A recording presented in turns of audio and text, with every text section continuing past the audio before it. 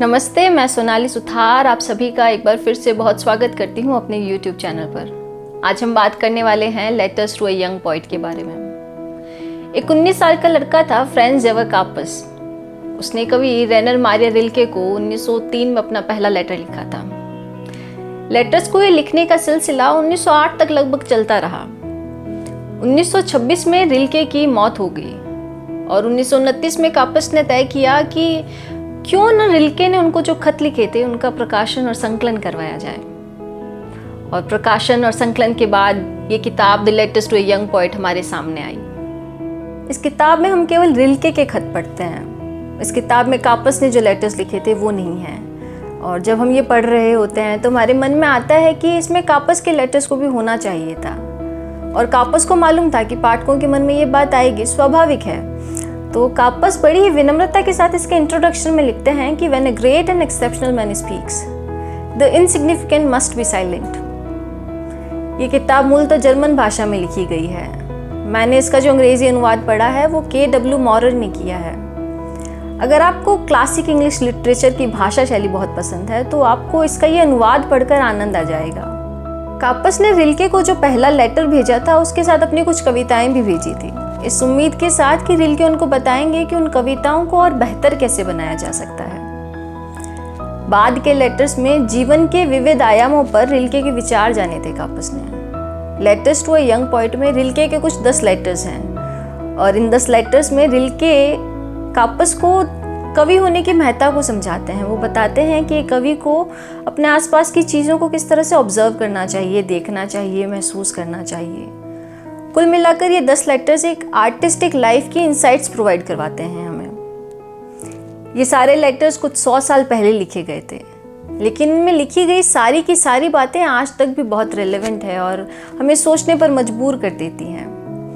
इन letters में हम 2 writers के नज़रियों को देखते हैं और वहाँ पर हमें ज्ञान का व्यवहारिक पक्ष नज़र आता है। एक कलाकार के लिए अक्सर अपनी रचना को दुनिया के सामने पेश करना बहुत मुश्किल लगता है, क्योंकि वो आलोचना से डरता है। उसके मन में डर रहता है कि उसके आसपास बहुत सारे ऐसे लोग हैं जो उससे बहुत बेहतर कर रहे हैं, जो उससे बहुत बेहतर हैं। रिल्के के 10 लेटर्स आपके डगमगाते हुए कॉन्फिडेंस को संभालते हैं, आपको हिम्मत दिलाते हैं, आपको बताते हैं कि आपके विचार और आपके आसपास की दुनिया बहुत आम लगते हुए भी अपने आप में बहुत खास और बहुत खूबसूरत है। अगर आपको लगता है कि कुछ है जिसे आप लगातार ढूंढ रहे हैं और वो आपको मिल नहीं रहा है और इस कारण से आप रेस्टलेस फील कर रहे हैं, तो ये किताब आपके लिए है। ये हमारे बहुत से मुश्किल सवालों के जवाब हमें बहुत सहजता से देती है। मैं ये कह सकती हूँ कि ये किताब हमें हमसे मिलवाती है। बहुत इंटरेस्टिंग किताब है ये। कला, रचनात्मकता, प्रेम, एकांत और व्यक्तिगत विकास आदि के बारे में हमें इसमें एक दार्शनिक अंतर्दृष्टि मिलती है। रिल्के इन लेटर्स में बार बार कहते हैं कि अपने विचारों के ऑथेंटिक एक्सप्रेशन को अगर ढूंढना है तो खुद के अंदर झांकना आना बहुत ज़रूरी है, खुद से जुड़ा हुआ होना बहुत ज़रूरी है। इनमें रिल्के सॉलिट्यूड को अपनाने की बात जिस तरह से करते हैं वो बेहद खूबसूरत है। रिल्के कापर्स को इन लेटर्स में बताते हैं कि पेशेंस की इम्पोर्टेंस क्या है। वो बताते हैं कि पेशेंस के होने से आर्ट इतनी ऑर्गेनिकली डेवलप होती है कि आर्टिस्ट को किसी और के अप्रूवल की ज़रूरत महसूस होना बंद हो जाती है। मुझे लगता है कि हर एक आर्टिस्ट को ये किताब एक बार तो ज़रूर पढ़नी चाहिए। आर्टिस्ट अकेलेपन से बहुत जूझता है। रिल्के इस किताब में हमारे सामने सॉलिट्यूड की ग्रेटनेस को लेकर आते हैं। अकेलेपन में इंसान के मन में बहुत सारे सवाल पैदा होते हैं और वो उसके जवाबों को ढूंढता रहता है। ये किताब हमसे कहती है कि सवालों के जवाब ढूंढते रहने की बजाय जो हमारे सामने है उसको स्वीकार करके जीना सीखना चाहिए। इस किताब में आर्टिस्ट के लिए बहुत सारी अच्छी अच्छी खूबसूरत बातें हैं। एक मैं इधर आपके लिए पढ़ती हूँ।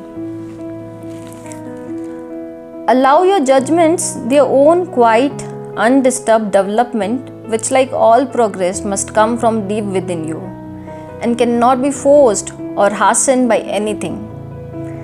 The whole thing is to carry the full time and then give birth, to let every impression and every germ of a feeling consummate itself entirely within itself, in that which is dark, inexpressible, unconscious, and unattainable by your own intelligence, and to await the hour of the delivery of a new clearness of vision. That alone is to live an artistic life, in understanding as in creating.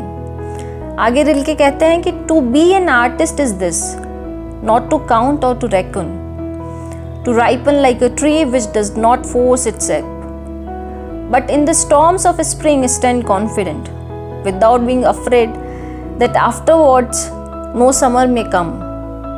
The summer comes all right, but it only comes to the patient, to those who are there as carefree and quiet and immense, as if eternity lay before them.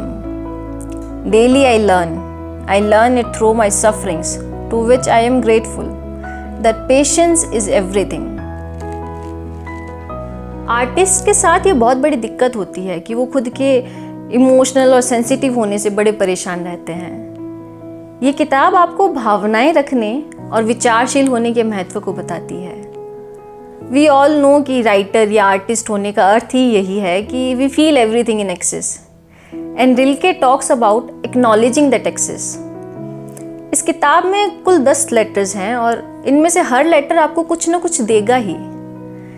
ये letters में बताते हैं कि जीवन का होना ही कितना खूबसूरत है। मैंने एक लाइन पढ़ी थी कहीं कि not to be over dramatic और anything, but the decline in popularity of handwritten letters is one of the most disappointing decisions we have made as a modern society. मुझे पता नहीं क्यों जब ये किताब ख़त्म की मैंने पढ़कर तो ये लाइन याद आई पढ़ी हुई, और मुझे लगा कि यार हम लोग क्यों नहीं लिखते एक दूसरे को लेटर्स।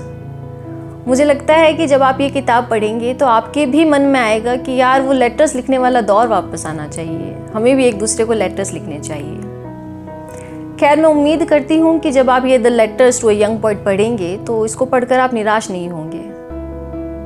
मिलते हैं अगली बार एक नई किताब के साथ। तब तक अगर आपको ये वीडियो अच्छा लगा है तो लाइक, कमेंट, शेयर और सब्सक्राइब ज़रूर कीजिएगा। धन्यवाद।